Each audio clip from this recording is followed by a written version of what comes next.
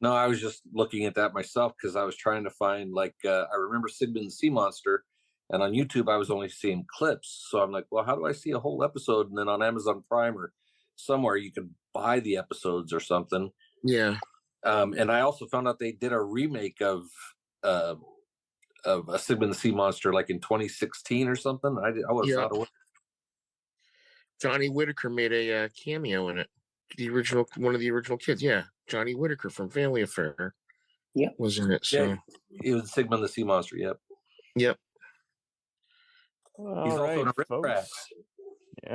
Yep. We were talking about none other than Sid and Marty Krofft, both of who we lost. Well, no, one's still alive. I think one's still alive. Marty's still alive. But Wikipedia, which you can take a read. Oh, okay. So it's Sid Krofft. What am I saying? Okay. It's got them grouped together. That's the fucking confusion. Okay. Yeah. So yes, you're right. Sid still with us. Yeah. God damn it. Okay. But he's getting up there. He's 94. Marty, we lost at 86. Man. They're two Canuck brothers. They're two brothers from Canada. Greek and descent. Name in the early 1960s with a puppet act that they did, I think, at the World's Fair called Poups de Paris, which was a adult themed puppet act where the people dressed up as certain singers and stuff. But the main thing was the puppets were like the Folies Bergère, and they were topless. Perfect. They got to be. It was a big success. My aunt worked with them for a little while. Oh, congrats! Yeah, and you kind of have a loose personal connection in a way, kind of. Yeah. But when I jumped in, you guys were talking about Gil said somebody got them secondhand. Was it Tom who got them secondhand? We're talking about watching him for the first time, but for Cameron, he would have had to. Yeah, I never. They apparently reran him on the Family Channel back in the 90s, but I just always was kind of privy to. I knew what the banana splits were, and I just would always see segments of their shows kind of syndicated on like a NBC antenna channel. And I knew about them, and I knew that it wasn't the same as Electric Company or Jim Henson, but when we covered Jerry and Sylvia Anderson, I kind of it was cool to just kind of get more kind of elaboration on the details of this duo and how it was a family business, and they did some much like any other TV giants, they would produce some specials, original telefilms, and other live action stuff. Some that didn't even involve puppets, but puppets were definitely their main bread and butter. Have a big variety show, dressed up, and they're. But it is awesome how I did hear their name kicked around with Donnie and Marie, but it took me years to kind of put that together. Yeah, I kind of remember growing up in Jersey as a kid, and Channel 11 would put on the Krofft Superstars. Super Show, or was it? No, it was the Superstars. Okay. And go, you hear bum, bum, bum, bum, and it would show you like H&R Puffin stuff, the Bugaloos, Sigmund and the Sea Monsters, Dr. Shrinker. No, we didn't see Dr. Shrinker on there. It was like a block of episodes then? Yeah, block of episodes they would play. And the one I got to see the most was H.R. Puffin stuff. And nice. My mom actually I think she got me a toy flute as a kid. Because she said, you could be like Jimmy now. And I was like, gee, Mom, thanks. And my little, 6-year-old brain is going, I've got a magic flute that talks, and but the thing I have a memory of owning one too, but I don't know what happened to it. Yeah, that would have been a great thing, a great toy if they just got into commercializing it, Yeah. really their first big blast into fame, HR Puffin stuff, because they'd done the banana splits for Hanna-Barbera. They designed those costumes, and they decided in 69 or 70 they were going to make a movie called HR, because it was called Puffin Stuff. And they got Jack Wilde to be in it. He was still coming off Oliver, the movie wow. Oliver. And he was the cockney little kid. And he kind of reminded people of Davy Jones too, when you think about it. The British, yeah. The British accent, yeah. Yeah. And that was a big hit for them. Saturday morning, that was their big hit. This was, where Saturday morning shows were kind of like, trapped in that color of, primary. This was bold, psychedelic, talking trees and, a dragon that's nice to you, and a witch. God bless Billy Hayes for doing Witchy Poo, because that's the most. Yeah. She's the most beloved. I was telling my wife today, so I was rewatching the episode, and I'm like, man, I don't remember this. So whoever wrote this must have been high. But then and that's what I love, how they acknowledge that. They're like, yeah, we're just weird. We're not high. For legal purposes, we are not suggesting that Sid Marty Krofft were high. I think it was all just, them saying, let's take a live fairy tale from the Wizard of Oz or something like that, and just blow it up and give it that 60s sensibility to it. I mean, where else are you going to see, a character like Stupid Bat and, Orson the Owl and all that, I mean, it worked on so many levels. Yeah. And we had Lenny Wenrib, the voice of Time for Timer. And also Magic Mongo. Also would play Magic Mongo down the road. And I was friends with his daughter till my Facebook page got hijacked.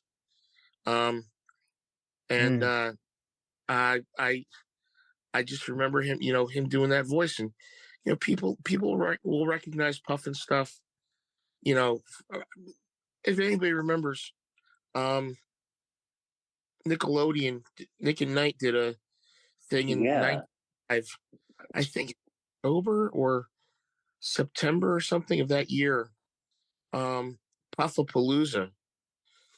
And to our generation, that was kind of like reintroducing everything to us, because you got to remember, our generation was the generation that had all those shows, and they brought them back for one night. It's lovely. I remember watching till like 3 a.m, and then I went to bed. I had to go up to get up the next morning to go to a church thing with my friend Zolt, and I was just like so zonked out, only get like 4 hours sleep, and my mom looking at me going, "Are you okay?" I'm like, "No, Mom, I want to just go right back to bed." "What were you doing?" "Watching H&R Puffin Stuff." "You were watching that?" Like my mom would just never understand why I watched. She wasn't a TV gal. No, she was like, "How can you fry your mind when you have, chemistry homework to do for college?" And I'm like, "Oh, Mom, come on, Maybe I want to enjoy life. Gee, I don't know. Yeah. The chemistry will always be there. H&R Puppet Stuff may not be. Yeah. Did you know that they produced Pryor's Place, his sketch comedy show? That's awesome. Yep. They also produced a Patti LaBelle special in '85. Yep. They did the Mantel Sisters show. Did you ever see DC Follies? Yep. Yeah. Man, stuff that I wish they would replay, like local PBS or Chicago Tribune type stations. You wish that they would just air this as opposed to whatever just got played, a year ago.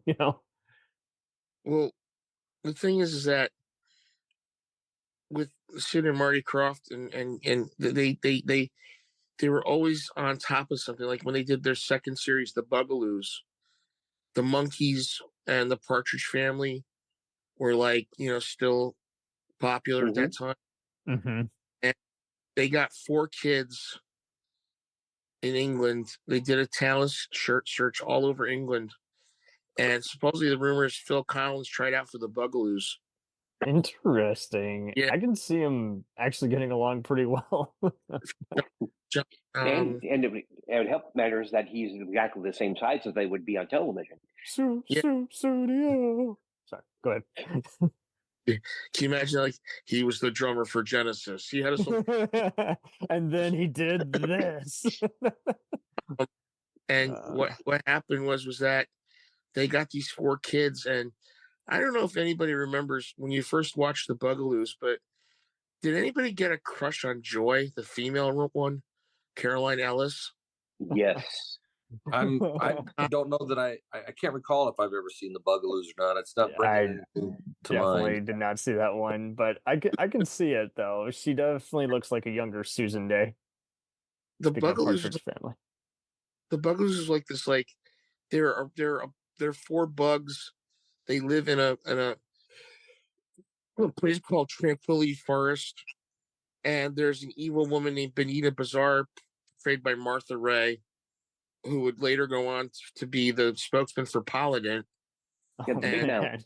Yeah, the big mouth. And then she would also she'd also become Mark Harris's wife, if you remember the old Howard Stern show, My Martha. Oh my. Maggie and I are very close. So they brought her in, and then, she was really cool with them, the kids, because she was an old timer. She was a trooper. That's and great. To bring Martha Ray on, on a kids show, that introduced me to Martha Ray and how funny she was. But the things with that is that they had an album come out, and the album, I think, hit 100 on the charts. It was a big push, media push with them. They were in the Thanksgiving Day parade in Macy's. They had a sign outside of Sunset Strip, for their album coming out. And it was a big deal. And I kind of miss that kind of side promotion that was possible instead of just waiting for the suits to come in and greenlight you. Yeah. And do you know by any chance who, like, obviously they were kind of their own independent act and they were just getting distributed by various people from Hanna-Barbera to NBC. Who ultimately owns the rights, do you think? I think it's the Krofft. Just Krofft estate. Okay. The Krofft is, because they had control of it. They had control of a lot of stuff. And from what I understand, they're going to have a streaming network. Oh, sweet. Maybe Shout Factory can get in on that and remaster some stuff. That'd be great. Yeah. I saw that they produced 2 movies with both with Bruce Stern. Okay. One was the comedy Middle Age Crazy. That's also got Anne Margaret. That was a Fox picture. And the second was a Western he did with Gordon Lightfoot called The Last Desperado. Ooh. I remember Middle Age Crazy. And if I saw these, it definitely would have been, again, just like at 3 a.m, on an antenna station. But I like that kind of stuff that just there's opportunity for everybody. You can get some side money here, and then you can do another thing that a lot of people are going to see, and that's enough money to make another side deal. So they really are kind of, given how they got the Ringling Brothers origin story, it is kind of awesome to see that they literally are a live action TV literal circus, just going from one place to the next. Yeah, and then when you think about it too, the Bugaloos was on 1 season. H.R. Puffin stuff is on for, I think, 1 or 2 seasons. So they were going to do a Bugaloos movie, and from what Caroline Ellis said, they were getting prepared to do it, and they never got a call back. They went back to England, and they never got a call back. That is wild. And I think it's to do with the planning and everything like that, like when they were going to do it. But then the next year they put out Lidsville with Butch Patrick and Charles Nelson Riley as who Yeah, and this is the funny thing. Like, how can you think of we've done a kid on an island with a dragon that's a sheriff with a witch. We've done a 4 kids who are bugs who live in a forest. Let's do this kid who falls in a magic hat and winds up in a land populated with hats with a genie, and we'll get Billy Hayes back to play Weenie Genie. But we need a villain. Who can we get? Well, we'll get Charles Nelson Riley. Oh, how's that for a topper? And that was really cool to watch. I mean, it was good. And Butch Patrick was like starting to become a teen. Was becoming a teen. So he'd grown out of Eddie Munster at that point. And if you ever watch the show Lidsville, Charles Nelson Riley talks loud all the time. And they were doing Dinner for Five. I think I brought this up, and they said, "Why did you like talk loud all the time?" He said, "Because you kids weren't paying attention. That's why." And that's awesome. I just think about that. And the thing is, Crofts were always bringing in people for us to watch that our parents watched. So yes, just somehow kind of they must have had a similar booking agent, kind of like the Muppet Agency, where it's just get someone who's about to become a big deal, but we can get them still ultra cheap. They'll get exposure. We'll get some ratings. It's somehow a win-win for everybody. No one gets hurt. Well, the thing I've always said about segment in the Sea Monsters when they did that one. So we're going to 73 now, 74. They bring in Johnny Whitaker, who had just been on Family Affair. And then they bring in Family Affair. Sorry, go ahead. They had done, and then they bring in Mary Wilkes, who you might recognize from Sister Act. She played the older nun. Oh, that's her. Nice. Played the nosy next door neighbor. That's and awesome. Then when they did another season, the second season, Mary Wilkes left and Fran Ryan came in. Fran Ryan. Oh yes. You'd know who she is when you see her.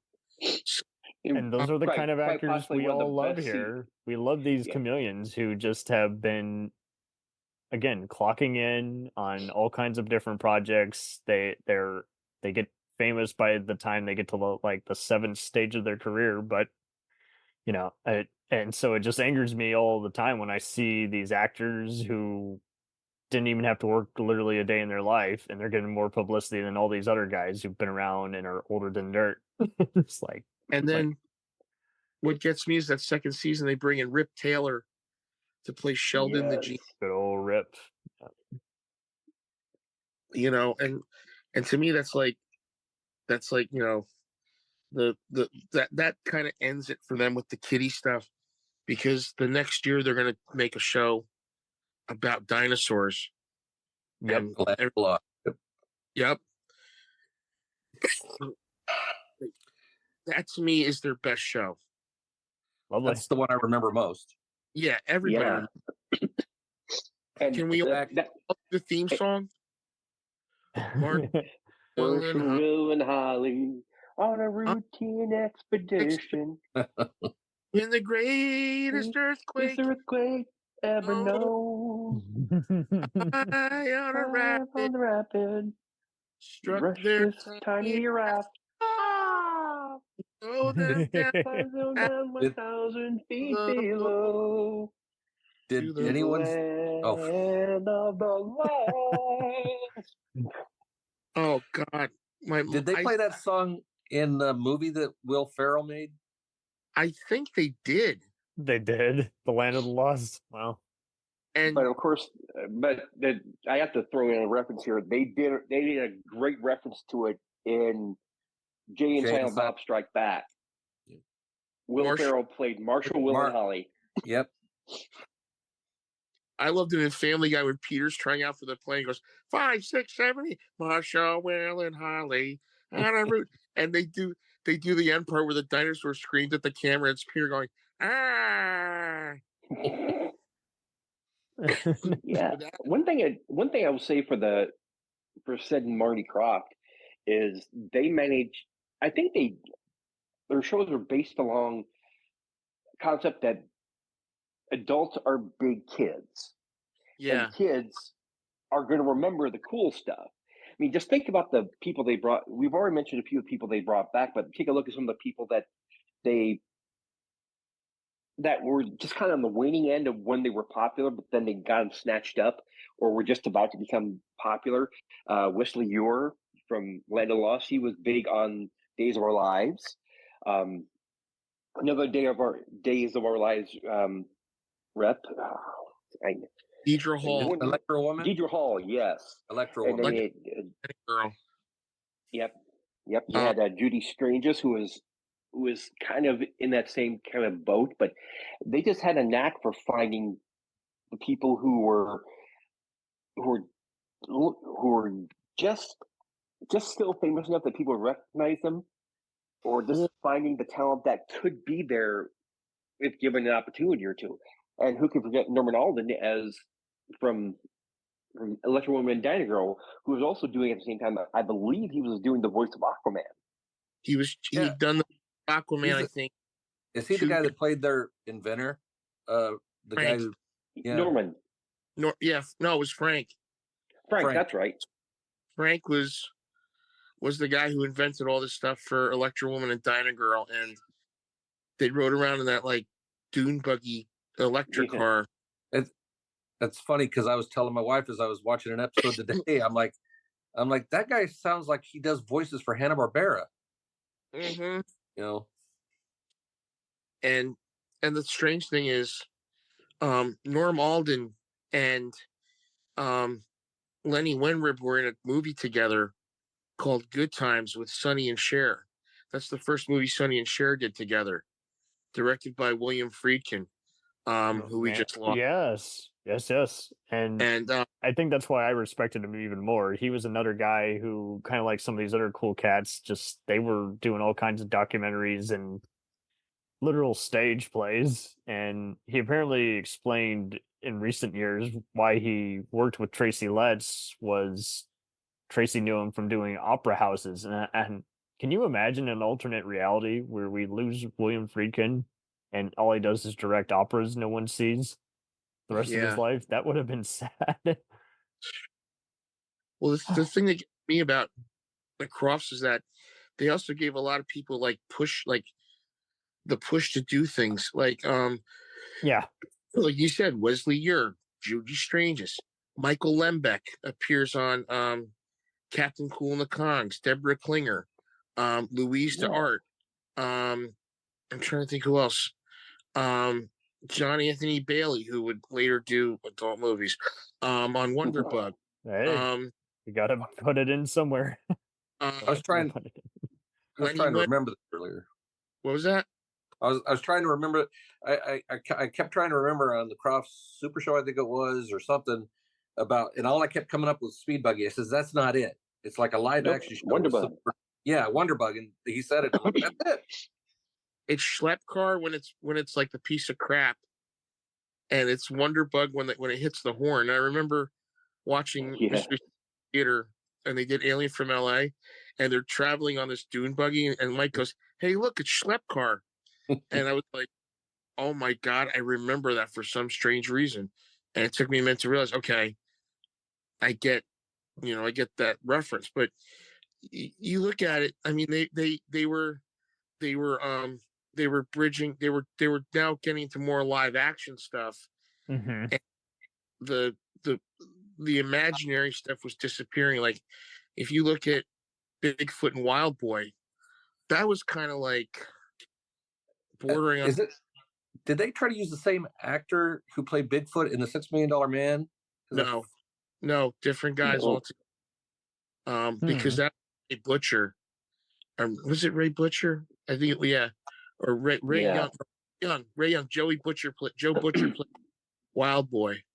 But Ray Young, they had the same outfit almost for I can always look it up and see if it was the same guy, but all I remember is that Krofft Super Show. You know, they were still Land of the Lost. They were running the Krofft Super Show. They had Captain Cool and the Kongs. And then they did Far Out Space Nuts. That's with Bob Denver and I can't think of the other guy. Chuck McCann. Yeah. Chuck McCann. Man. And I remember they did with the Far Out Space Nuts.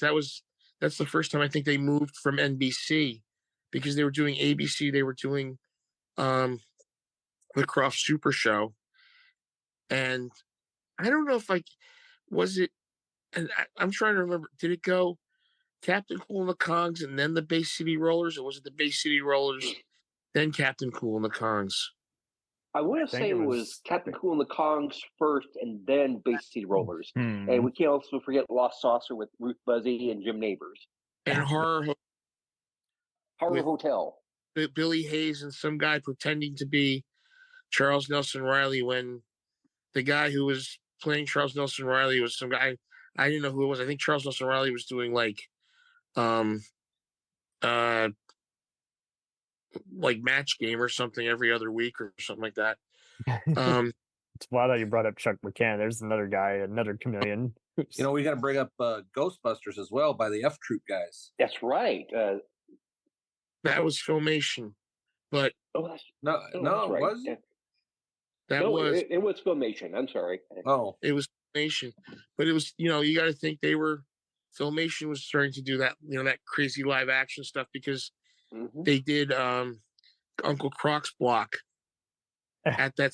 Okay, so that's what happened. He was doing Uncle Croc's block, and I think that's why they couldn't get him to do Horror Hotel, because he was doing Uncle Croc's block, and they kind of like, you know, narrated, you know, never the two shall meet or something, like, you know, that's what I look at. But Lost Saucer, I remember, because I was like, why is Ruth Buzzy and Jim Neighbors, they're two robots? And then if you look, Alice Playton was on the show, and she played one of the goblins in Legend. Oh, damn. That Tom Cruise movie. And I was friends with her husband, the guy who did the Joshua White, who was the guy who did the Joshua Light show for the Fillmore back in the 60s.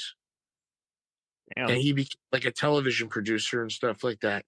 So there's a lot of things that, like Alice Playton passed away, unfortunately, at a very young age from diabetes. But she was a very talented woman. And I remember the Lost Saucer, Magic Mongo, because I also had a crush on Helene Lembeck. Don't ask me why. I just did. Yeah. Hey, love what you love. Joe Sperber, I've had crushes on like cute chubby chicks for a long time. Don't ask me why. I just do. That's okay. Love what you love. No kink shaming here. Okay. All right. Okay. But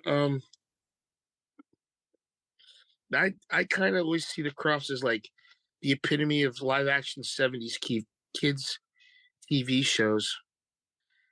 And when they started to go into variety with the Osmonds and, you know, the Mandrell sisters, and let's not forget, they did bring us Pink Lady and Jeff. You know, someone had to. I mean, that to me was like the beginning of the end for them, you know, because they'd done Donnie Marie and the Osmonds. I don't know if they did Captain and Tennille or not. They did the Brady Bunch Variety Hour, I think. Yeah. And to me, it was like, you know, they should have just stayed with kids television, you know, but they were looking to expand themselves.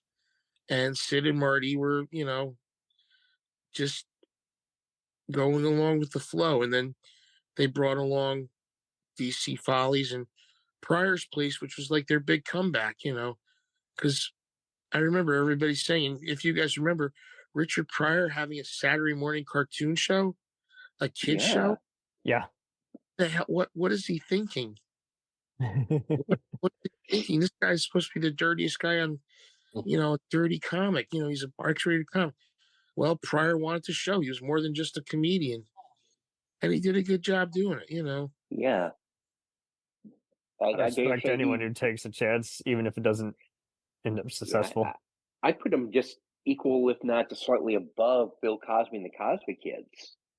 Yeah. Because you expected Bill Cosby to be the wholesome guy. You didn't expect that from Richard Pryor. So he's playing out of type, but he did such a great job. And I still remember the opening day of Pryor's Place to this day. And because what year was Pryor's Place? Because I might not have been. Well, I mean, because I remember the show, I just never watched it. I might have been too old at the time. I don't remember. 84. Yeah, definitely 84. Yeah. 86 maybe at the latest. It's when CBS was starting to phase out their cartoons. It was still around when Muppet Babies were on, and Dungeons and Dragons. It was around the time of like the Smurfs and all that. Yeah, it was towards the end of the 80s and the mid to end of the 80s, Gil, from what I remember. And it showed you that Richard Pryor was a multi-talented person. Mm-hmm. Because I remember Willie Nelson is playing with them. They're playing the song, and Richard Pryor plays the sax, and everybody's going, "Is that dubbed in?" They're like, "No, that's really him playing the saxophone." And if anybody remembers, he had burned himself really bad. Mm-hmm. Yeah. Yes. Before that. And there's a great Turner Classic Movies podcast called The Plot Thickens that goes into even more detail on him, his constant, setting his houses on fire, his relationship with Pam Grier. It's worth a listen. But he had a lot of people on those shows that you never would expect, and I think he was trying to bridge himself out more, to show, hey, look, I may be this X-rated comic, who makes these great funny movies, but I can show kids that, I'm one of them too, Mm-hmm. And fortunately, the suits up at CBS were like, well, it's not getting the ratings we should be getting. Axe it, Get out of here. And that's how, that's what it is. That's the thing with, if it's not getting ratings, they axe it. Happens. But I think that was the last big gasp Sid and Marty had, and they kind of faded into the background.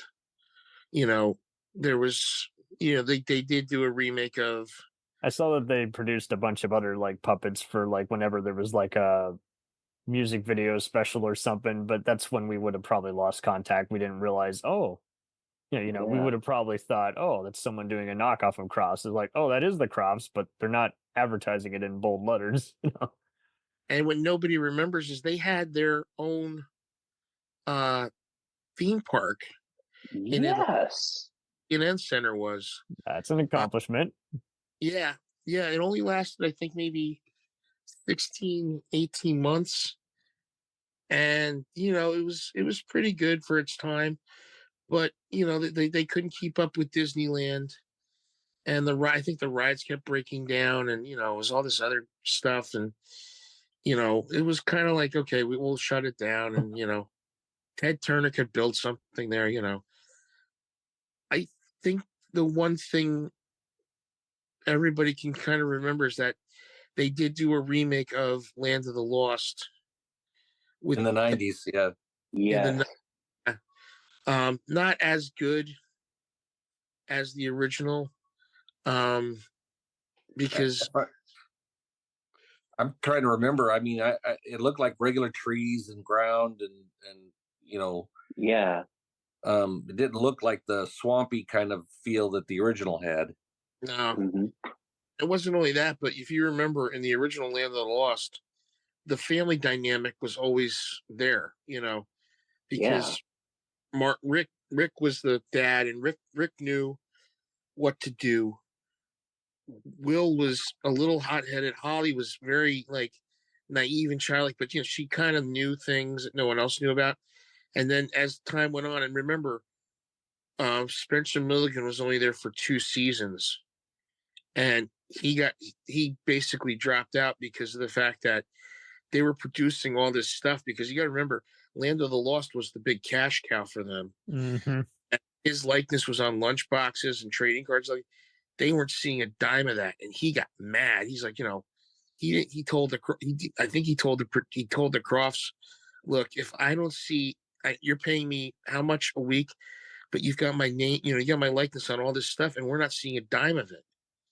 And they said, all right, well then you can go. And they brought in the guy who was the other astronaut from Planet of the Apes. The blonde hair. Franciscus? Or no, not James Franciscus. No, not Franciscus. No, yeah. The guy who was on the TV show with James Norton. I know his name. It's like right on the tip of my tongue. He played Burke, and Norton played Verdon. What was his name? Damn it. That guy. The guy who did that one thing that one time. Yeah. He's in a lot of TV shows too, from what I remember. Let me look it up. Hold on. Give me a minute, guys. Now I'm thinking about Planet of the Apes TV show. I might be mixing up my lore here, but didn't they introduce the new guy in Land of Lost as like an uncle who was trying to find them? Yeah, he was an uncle. And the uncle passed through the time frame. Ron Harper was the uncle. That was his name. It was Uncle Bill or something like that. And all we remember is that all he says is, well, Dad went through the time. Well, I was coming down the same way, and I came down the same way you did. So you guys, I must have switched places with your father, and they kind of like did that. And it was like, oh, okay. Now the uncle. I forgot about that. Yeah. Sounds like a bad soap opera. But the strange thing is that they actually had a guy from UCLA create the language that Chaka had, which was the Pekuni language. They had the Pekuni, and then like the third season, also Chaka could speak English, and there were more Chaka's tribe, And I was like, it kind of jumped the shark at that point. But what I do remember is, that was their big. That's the thing they're most remembered for. The other shows you remember. Land of the Lost is the one that's always hit us in the head, because it was dinosaurs.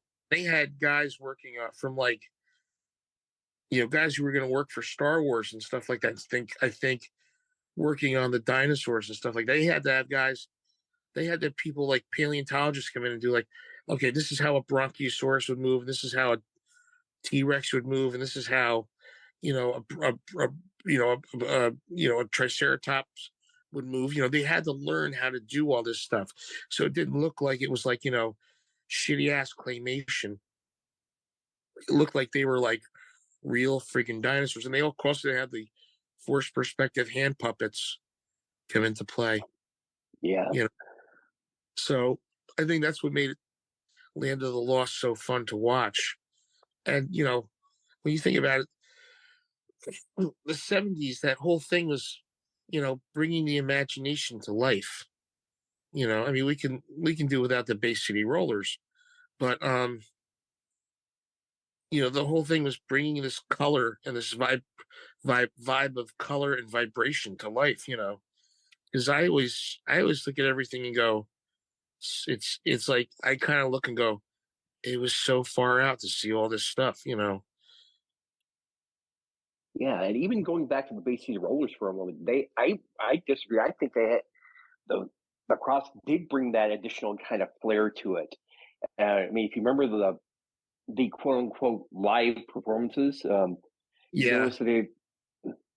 backgrounds were always very bright, and you had clear boxes and lighting and different things like that, and you had fireworks. So to me, that was. I think Sid and Marty Krofft were tapping into that, and also tapping into the waning zeitgeist that was the Bay City Rollers. Yeah, And they kind of had this thing where they thought the Bay City Rollers were going to go big over in America, because remember, Roller Mania had hit England and Europe and Australia and Japan. So they were kind of like looking at it going, okay, bring them here. We're An going to have international word of mouth kind of. Yeah, we're going to have the thing about it was that Roller Mania had hit America, but they had them when they finally brought them over for the show. That was starting to wane a lot. Yeah. And you're undergoing a lot of turmoil within the band, and most of the people, there's a documentary about the Bay City Rollers, and I don't think, if I remember correctly, I don't think many of them wanted to do it, but the money was there. And out of all the ones who I think would have been the ones who really would have pushed it, would have been Les. Yeah. But beyond that, it was, but I will say this, even though it was kind of poorly done, there was a memorable guy, Mr. Munchie. Yes. Mr. Munchie made that show. Mr. Munchie was to that show what Gene Dancing Machine was to the Gong Show. You knew it was going to come, but you never, and you knew it was going to happen, but you always loved it when it happened. And the thing that gets me, though, is that they brought him over and they had thick Scottish accents. And you couldn't understand what the hell they were saying.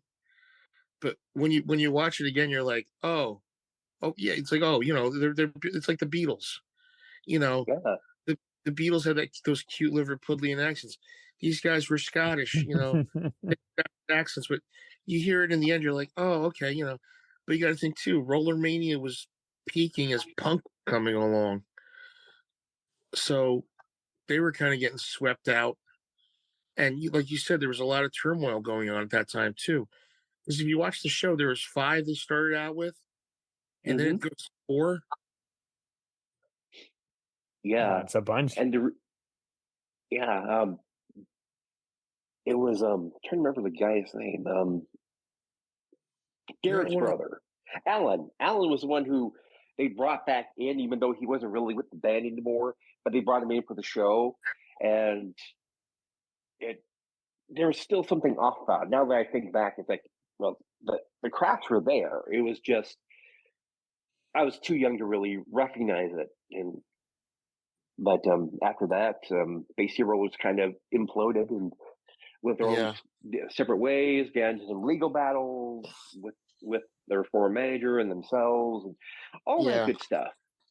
Yeah, but unfortunately, we've lost Les McCowan. And I know Derek. We lost Alan. Yeah, Alan's gone. Derek, I think, is still with us. Derek is still with us, but he went into like medicine or something like that, so he's not as much into it. Eric is still doing his own music, and it's fantastic. And Woody is actually touring with the Bay City Rollers. Who's the one that got into legal trouble? I think once Les passed away, and that kind of went by the wayside. But so Woody's still doing his own, and they're putting out original music, and good. I'm happy to hear that. Yeah, we need it, because I'm just tired of hearing so many people who have just, been kicked out of the industry. It's like not everyone can be that poorly behaved, can they? Well, yeah.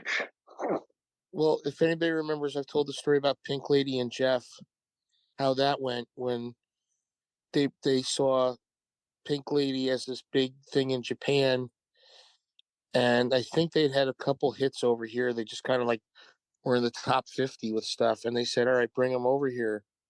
And Jeff Altman, he's ready to, he's a comedian. He's a great comedian, in my opinion.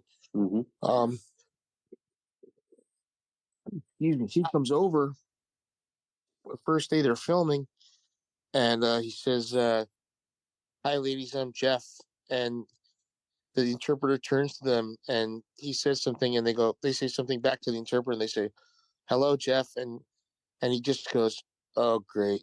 Oh, no. It's kind of like going, my ship is sunk here, And if you watch the show, they're all speaking in phonetic.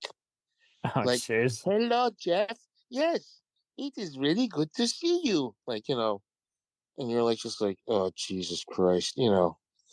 I I remember Donnie Marie being funny because Donnie Marie, they really knew how to, like, Donnie never took himself seriously. I don't think Marie took themselves seriously. The Mandrell sisters, I still remember. Yeah. Because my grandmother used to watch it every Saturday night. And I didn't know Barbara and her sisters were like talented musicians. Like they could really play instruments. Like Barbara can play the pedal steel. There's video for playing the pedal steel guitar, and I'm like, holy shit, and I've always said they brought out a lot of great things in people, Which is good because you see so many other people who are kind of just milking someone to death, and you like to Yeah. actually see a sense of camaraderie. Like, where yes, this is a business, but we're all happy to be here. But you have to think after the '80s, as I said, they kind of faded into the obscurity of what pop culture was for us growing up, and our generation X, or baby boomer, whatever the hell we're called, you know we we were slowly getting back to where things were, like there were these little things of nostalgia and stuff like that. Do you remember that? Yeah, I remember that.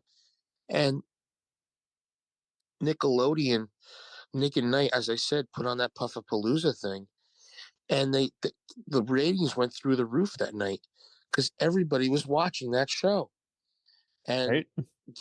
Yeah. Cameron, you said you watched it on the Family Channel. That was the next step because the Family Channel was trying to keep pace with Saturday mornings. They said, "Hey, let's get the Crofts on. Let's put the Bugaloos on. Yeah, they We'll were. put HR Puff and stuff on. We'll put on, Sigmund and the Sea Monsters. We'll put on, the Lost, Far Out Space Nuts, and all those other great shows. I remember they were doing the promo. And this is, wouldn't it be great to be a kid again?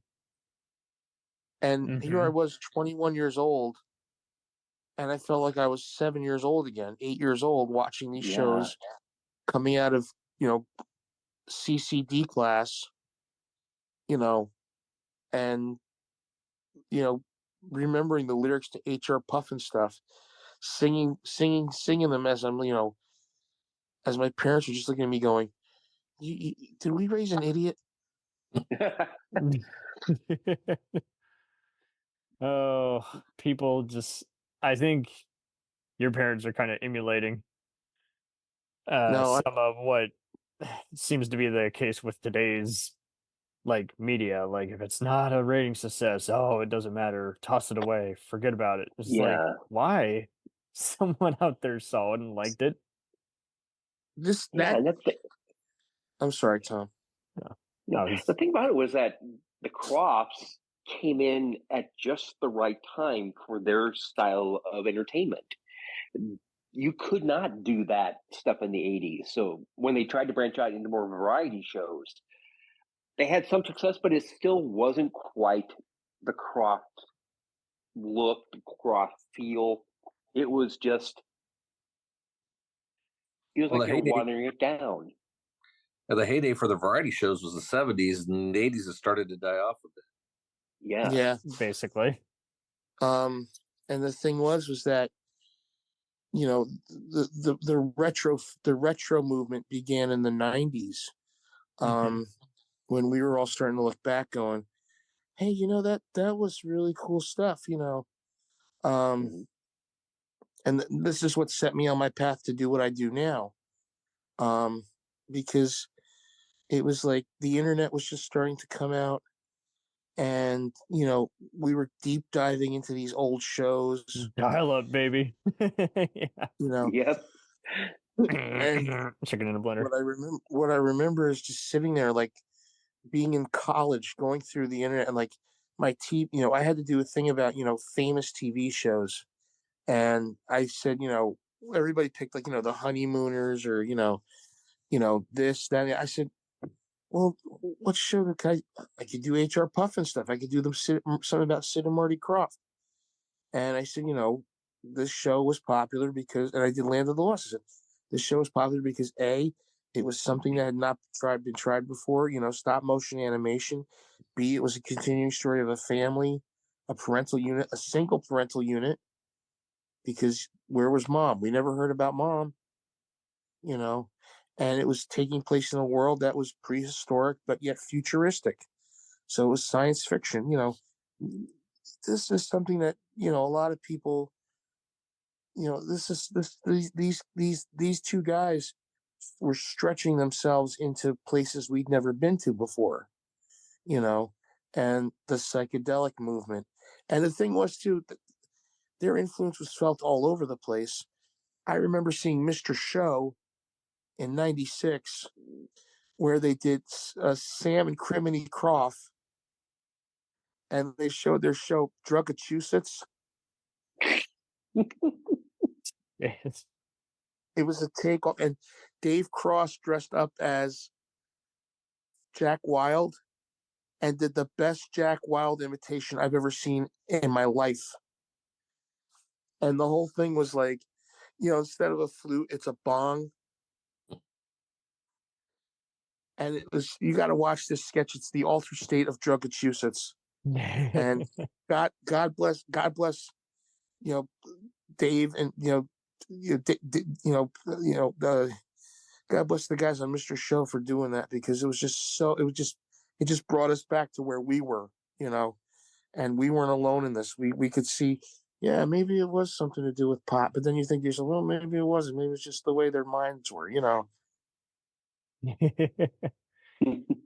Well, but I just applaud anyone for experimenting with this, because we've done other movies and shows where they were pretty much just trying to get away with like doing naughty stuff on primetime TV. In this case, these guys are just legit just trying to put on a show every day. It is literally a film circus. But I don't know why it's lost to time. Why it's kind of word of mouth. Like you'd have to ask your grandparents or uncle at this point. Hey, you saw that? Of course I saw. It's all we saw.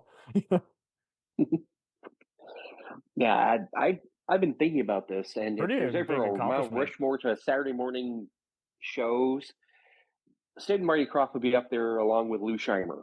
Especially when you think international or Canadian produced syndicated material. Yeah, you're there. You could not, if you grew up in the '70s, you would be touched by either Lou Scheimer's work or by Sid and Marty Krofft's, and even in the '80s too. But the bottom line is that Sid and Marty Krofft took and elevated the game of Saturday morning television, it made it so that it became part of our cultural history. And there's a reason why they tried to revamp Electro Woman and Diner Girl and Sigmund the Sea Monsters and Land of the Lost. There's a reason why they tried to do that, is because there is that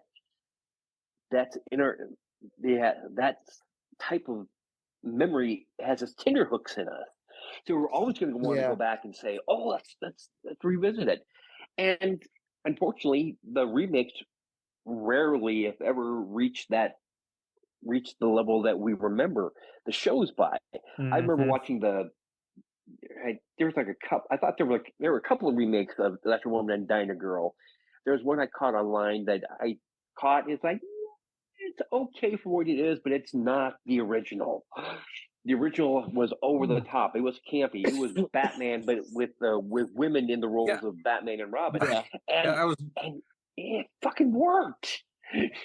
Yeah, I was noticing with Electro One and Diner Girl. I watched the episode, and it's like, boy, that sounds like the Batman music, but it's kind of off, because they were playing music that was like very Batman-like, but it was not quite.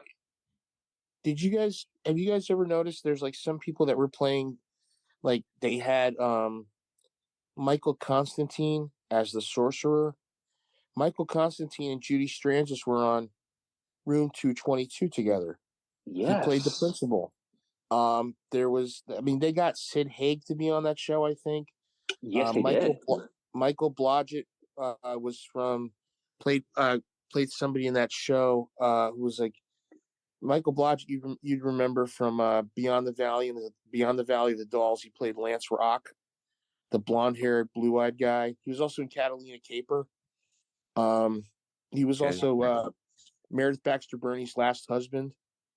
And if you look at Electra Woman and Dyna Girl, I think a lot of those guys from Batman wrote on that show too. I think, or at least they were heavily influenced. Yeah.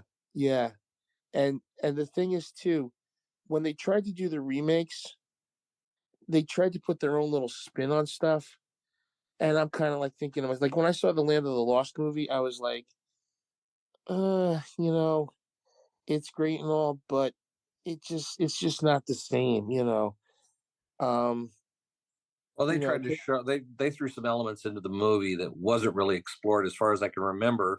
Yeah, on the original Land of the Lost. I think the one thing that gets me is they had a cameo by Kathy Coleman and Wesley Ural in it, and they cut it. And I mean, that would have been a great cameo to see the two of them, with Will Ferrell's character, And the thing I loved about Sigmund and the Sea Monsters was that, now here's something I found out. When you watch Sigmund and the Sea Monsters or any of those shows, we got to give credit to the little people that did those puppets. Oh yeah, those live absolutely. action puppets. Puppeteers are my heroes. And the guy we're leaving out is a couple people. Shannon Baird, who's still with us. Shannon Baird, right? And Billy Barty.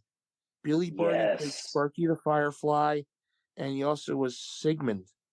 And the thing was, Shannon Baird said those costumes were made out of foam rubber when they did like those shows, and they'd be sweating like crazy. Because if you think, you're thinking foam rubber, you're thinking, oh, it's not that bad. Those are Klieg lights they're under. And if you watch Land of the Lost or anything like that, here's something interesting. Bill Lane Beer. Anybody who was a basketball fan, remembers Bill Lane Beer, the dirtiest player in the NBA, was a slee stack. So he was playing to tight. Yeah. But Shannon Barrett said if you wore those costumes, especially Billy Barty, they had to you would hear the director say, if you hear it, they would dub it, but the director would be like, okay, forward, move to your left, move to your right, forward, okay, stop. Because they couldn't see, so they had to put eye slits. So if you look carefully, sometimes you can see the eye slits in the costumes. Like that when they did the fun. The sleeve stacks, those helmets, those tops didn't fit. Like they put them over, and like somebody would be like, "We can't see anything." So the director would be like, "Okay, move slow, put your arms up, stop." Because they had to do that, all mime and stuff like that, But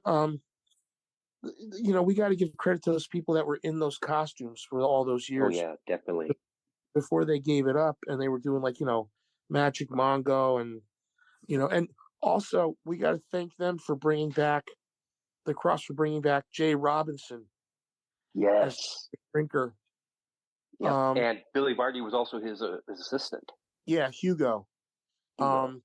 Because Jay Robinson at that time was still coming back from some legal issues that he had. And he'd been doing Bewitched, he'd done plays and stuff like that. Dr. Shrinker, he got to come back. And the thing is that a lot of people have said, I remember him. He played Dr. Shrinker. A lot of people don't remember him from The Robe or Bunny Lake is Missing or Demetrius and the Gladiators. I remember him from Barney Miller when I was a kid. But I remember him most of all as Dr. Shrinker, Nice. And, that's the great thing about it. They'd always bring these people in that, my father would be like, hey, what's he doing on this show? But that's my father's way of saying, hey, what's he doing on this show? Hey, I remember he was washed up. Now he's on this, But yeah, I mean, we got to thank the Krofts, and God bless Sid and Marty. And when Sid joins Marty on the other side, That's one part of our childhood that's gone. Midnight. I know for a while there they were also selling like blocks of Sid Marty Krofft shows. I think they had like 3 volumes, and it had shows everything from the Bugaboos all the way up to Magic Bongo. That's cool. Yeah, they were doing. It's been forever since I've seen them, but I've always had that urge, like, do I pick it up or do I hold off? Well, they did a Bugaloos box set, and they did an HR Puffin Stuff box set, and they were going to re-release like all the shows, and then they just stopped. And from what I remember, the Bugaloos box set is like it's a shitload of money. My ex-wife was actually going to get it for me. She was like, I was thinking about getting you the Bugaloos on DVD, but I was like, I don't know, And I was kind of going, if you'd gotten that for me, well, don't worry about it, just kind of like, kicking myself in the head, Jesus Christ, But but really, how connected are you to your kidneys? I would have been like, if you had put on I said this joke one time to somebody. I said, if she had put on the Joy costume and said, I have a surprise for you, I would have been like, okay, that's not that's a little adult here, but but the great thing about it was when they did the TV Land Awards,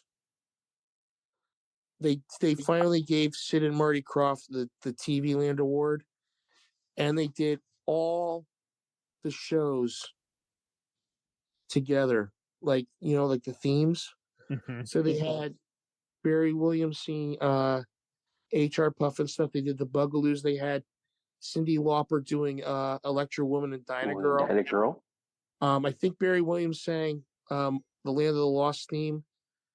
I don't know what else they did, but if you watch it on video, Billy Hayes was past her prime, and we were wondering who did Witchy Poo. It was Mindy Sterling. Oh, really? Big enough Austin Powers. Okay, wow. Looked like Billy Hayes. Did the same accent and everything. If they were going to redo it, I would have Mindy Sterling there in a heartbeat. Oh yeah. And we got to remember, some of these people are gone now. Jack Wilde's gone. Billy Hayes is gone. Jay Robinson's gone. A lot of people have disappeared. Are gone now. Mm-hmm. But that's what we remember them. You can say Billy Hayes was great as Mammy Yoakum in Little Abner, but no, we remember her as Witchy Poo. True. Mm-hmm. Billy Barty. The very fact we have people that are 30s, 40s, 50s even, and we remember this stuff. It's a testament to just how much of an impact these people have had. The shows may have only run for one season, but we remember them. We could rattle them off if we had to. Just amazing things that they were able to accomplish because they tapped into imagination. And they made it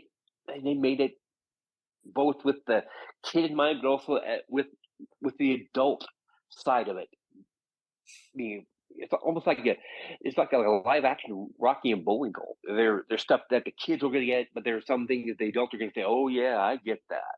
And I think Sid and Marty Krofft did that very well. Totally.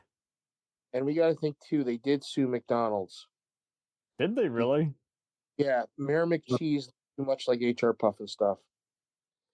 Yeah, that makes sense. I'm trying to remember when Mayor McCheese came out. Probably 19. God, it had to be in the 1970s. I mean, because you had Mayor McCheese and you had the burglar, or Hamburglar, Big Mac, Officer Quarter Grimace. And all I remember is like there was a lawsuit and the McDonald's kind of gave them a couple $1 million to just shut up and Shut up, kids. Burgers, have fun. Have fun. They did. And it's funny too. Sid married a Playboy playmate in real life. Hey, Nice. he's got good taste. Yeah. So, but the thing that gets me to this day is like, I put something very touching. I said, the more these people passed away, the more our childhood is starting to disappear. And Caroline, in a way, yeah. Mm-hmm. Bugaloo's like that, because I said again, I just think about it, like,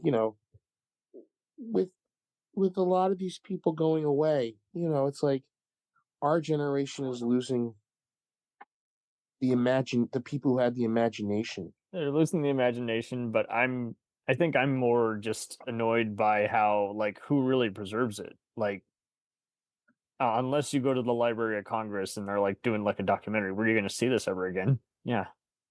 Well, nowadays everything's so available. I mean, it's available for anyone to get their hands on if they wanted to. And some, a lot of kids today, I'm finding out, like my niece and nephew are into some shows that were from like the 60s and stuff, which surprised me. I can't remember what they are offhand right now, but I was actually surprised that they were into the shows. Mm-hmm. I want to get my grandnephews into this stuff because I think they'd enjoy it. Because to me, I'm the wacky uncle. My wife's he's going to be 18, and the youngest one's 8, so they're kind of like, they're not really into that stuff, but my grandnephews, they would be more into it because they love Bugs Bunny and they love the Roadrunner. And I said, this is what Uncle Jay used to watch when I was a little kid. And that's the thing my father did to me. He used to be like, I used to watch this stuff when I was your age. My dad, but this was my dad. Sorry, go ahead. This was my dad making me watch Metropolis, great German expressionist cinema, and I'm 9 years old, Thanks, Dad. Yeah, the thing is, kids today need to just see this stuff to see that there's more to life than just, people screaming at each other, in a TV show, Yeah, tasteless reality shit. Or TikTok or something like that, Mm-hmm. One of the things is like, I see my niece and nephew also on the phone a lot, looking at all these little clips off of, I don't know, Instagram and some of these other ones, Twitter, and their attention spans are very short. Yeah, and that's the sad thing, Gil. Yeah, I mean, that's the thing. If it's not 30 seconds, they don't get, and I see it in their behavior too. I'm not, saying your nieces and nephews, but I'm saying I see in a lot of kids today. The behavior is just like, it's like, oh, it's not. Well, like you said before, there's zero interaction, and it's just like, well, why even be bothered to be human if you just can't even like acknowledge each other in the room? Yeah, the thing of it is that that's one of the reasons why when I see certain things that are coming up on physical media, I pick them up so that somebody will always have. They won't be lost to time. You won't have to wait for them to pop up on eBay. I've been getting all the rare Indiana Jones books. Some of them are going for like $42K. I'm like, get the hell out of there. Yeah, but to the point, to JJ's point, as long as there are people who will remember it, people who will seek it out, people who will talk about it with the love and passion that we've done tonight, if not more, these shows will never fade completely away. They'll be used over time like a watercolor, but there's always going to be somebody seeking it out. Exactly. There's a reason why I still love shows like Space Academy. It's because I remember them from when I was a kid. And I remember how they made me feel and how cool it was. So that now that I have a physical copy of it and some of the other shows to go along with it, it's like I can go pop those in at any time and relive that childhood. And even with the Sid and Marty Krofft stuff, to bring it full circle again, their messages were wholesome. There were bits and pieces that could be subversive, but on the whole, everything they did was as squeaky clean as they could make it. It would still be true to their vision, and that's something you don't get today. Well, here's something that I always found interesting was that this is a story I heard Bob Denver talk about. They were filming Far Out Space Nuts, right? And Bob Denver was a trained actor, and Chuck McCann is there, and they said, who's the villain this week? They said, well, it's somebody, I don't know who it is. We're gonna look it up, and they got John Carradine to be on the show. Really? Oh, John Carradine, nice. Night train for Far Out Space Nuts. Bob Denver was like awestruck because here he was, John Carradine, the guy who had played Preacher in Grapes of Wrath, who had played Dracula, who was in the Ten Commandments, we know he did those shitty movies for like, 10 grand, and all that everybody. Stuff. But 10 grand and all the whiskey he could drink. But it's John Carradine. And all I remember is like reading about it, like Bob Denver was like, yeah, I was like awestruck. I couldn't even talk to him for like 5 minutes, because they were bringing in people that were like really good, like they may have been past their prime a little bit, but it was introducing them who they knew, and the thing with Sid and Marty Krofft, like you said, they're going to be on that Mount Rushmore of kids. It's going to be Lou Schleimer, and don't forget Norm Prescott. Absolutely. You got to go. Sid and Marty Krofft, Hanna-Barbera, and Ruby Spears. Yes. Those are the big four in my opinion. Mm-hmm. Praise Freeling and all those, but Sid and Alex Marty. Toth. What was that? Alex Toth. Alex Toth and Alex Toth. Iwo Takamoto. Was that the other guy? Alex Toth will always be the guy who designed every. But like we've said tonight, that's what makes Sid and Marty Krofft so great. It was the imagination. It was a time where the 70s were just getting out of the turbulent 60s into the 70s. Things are changing. We're all changing. We all got it secondhand, from syndication and whatnot. And, I'm just happy they came along, and God bless Marty and God bless Sid. They were the brothers who changed TV, Mm-hmm. Well, and I'm glad we're having these kinds of chats because this is kind of cool to just always remind people, hey, these guys exist, but it's not in your minds. It's not, and when I started this podcast, I never wanted to just have it be, oh, what did you see lately on streaming? It's like bullshit. That'll already be outdated by the time that comes out. But why not talk about something that mattered and let the passion just shine? And with these Crofts, obviously the passion shined for them, and many people, they got it. They loved what they saw and they wanted more. And as you noted, obviously there were some that didn't hit off, but they still found some kind of audience, as opposed to just being unintentionally trashy or downward spiral of failures. This is like, no, these guys pretty accomplished, lots of side hustles, lots of lesser seen and mostly seen stuff, but still a big important pop culture magnet. You guys have to watch the remember these two Saturday morning previews?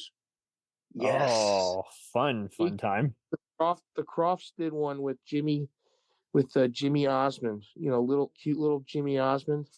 Yes. And it's the Krofft puppets doing the show with him, and I'm afraid he's like Godzilla in Japan. Jimmy Osmond puppets. I'm afraid he's gonna crush them or something like that. And Jimmy Osmond, I don't think he's doing too well now these days, health wise. But it's amazing to watch that they NBC gave them carte blanche to do this Saturday morning special. And I'm seeing that think, NBC kind of highlighted a lot of their stuff. Yeah.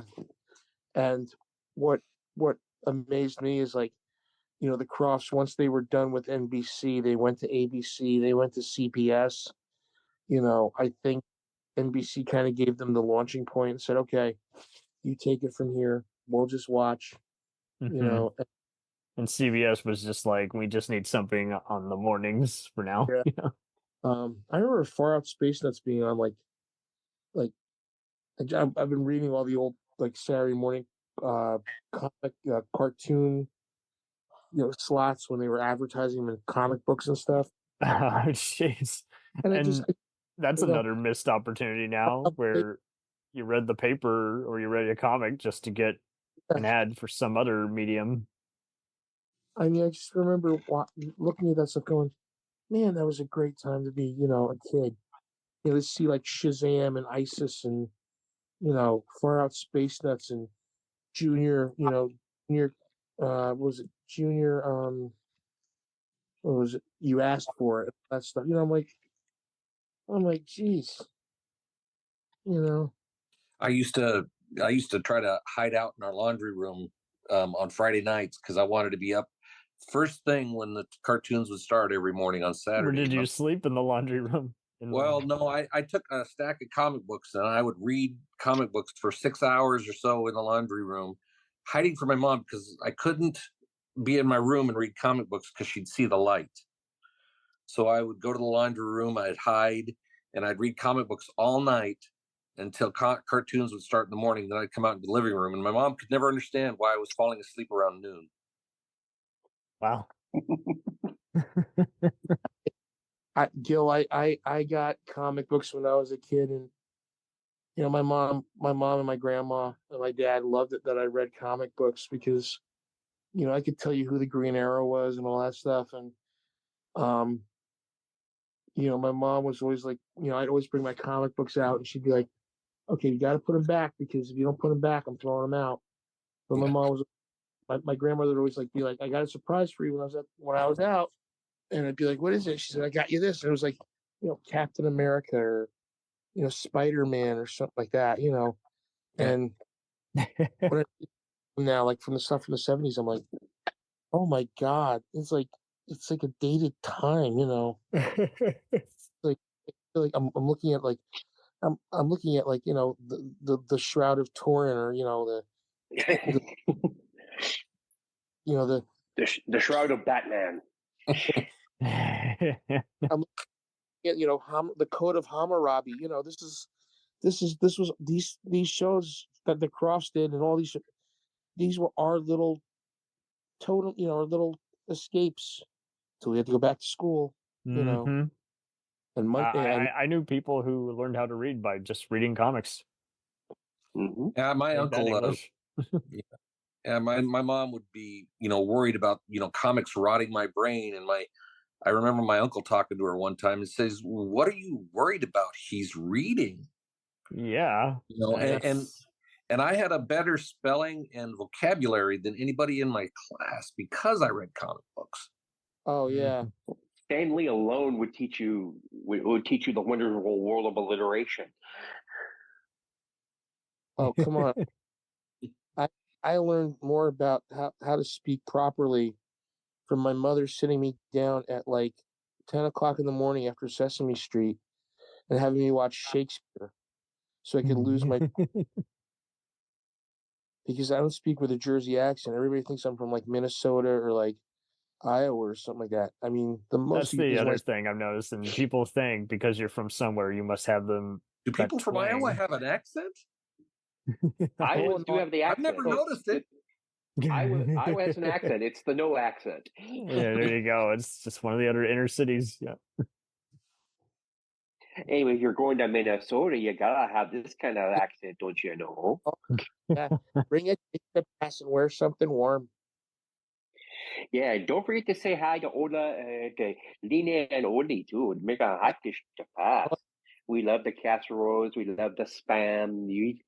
And if you go fishing, yeah, you gotta go up in the big lake. Yeah, the crappies are biting this year. You know, they really are.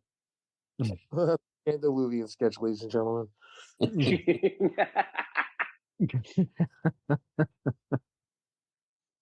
Ladies and gents, we've been pulling all the strings here, but hopefully we filled in the gaps on different kinds of entertainment, different kinds of formats, different kinds of experimentation. Moving along. Moving along. All right. Yes. Yeah. Yes, you are. All right. I'm not a crook.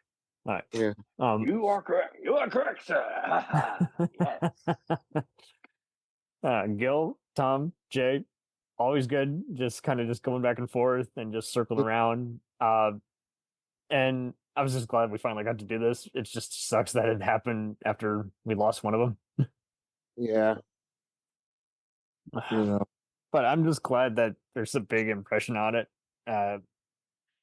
It's kind of almost as legendary, I guess, as other crowds that are just now getting into, say, something like Hammer Horror or Universal Monsters. It's just, if you go to enough kind of like museums or read enough film history, eventually someone's going to know that. But yeah, I like you guys say, I am a little worried about older entertainment being harder to find because it keeps getting pulled after a while, even though there's plenty of people restoring stuff. I think YouTube was a good repository for a lot of old stuff. It really was. Yeah. But every once in a while, I'll see one of those channels go kaput, and it'll be another year before I see them get re-uploaded. Yeah. Oh. They can't delete hard copy. Yeah, it is true too. Keep collecting those tapes. We'll return after these messages.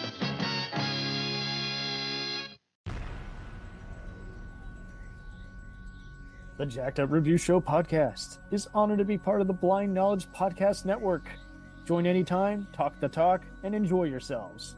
There's something enlightening for everyone with this crowd of cool cats. Check them out.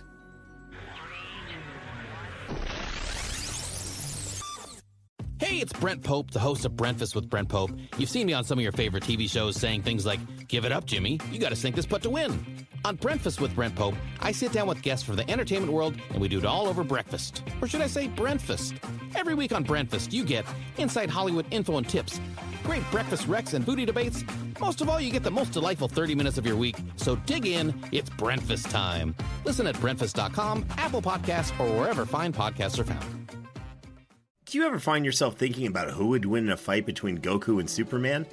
Hi, I'm James Gavsey, and on the Who Would Win show, me and my co-host Ray ignore anything important happening in the outside world and debate fictional battles between characters from comics, movies, and video games. We got a new show every week, and almost always am I the winner. Yeah, not true, Ray. In the past, we've discussed such matches as Captain America versus Darth Vader, Solid Snake versus the Iron Giant, classic matchups like RoboCop versus Terminator, and even the Muppets versus Sesame Street. That one was crazy.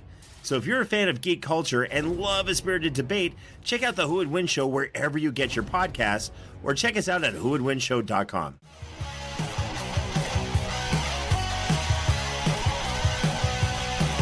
Follow us on the web on Facebook, Twitter, and Instagram. The podcast is available on Podbean, Spotify, iHeartRadio, Anchor, Apple, and anywhere else podcasts are available. Feel free to review our show and leave comments on any of those sites. Thanks a million for listening. It's a jacked up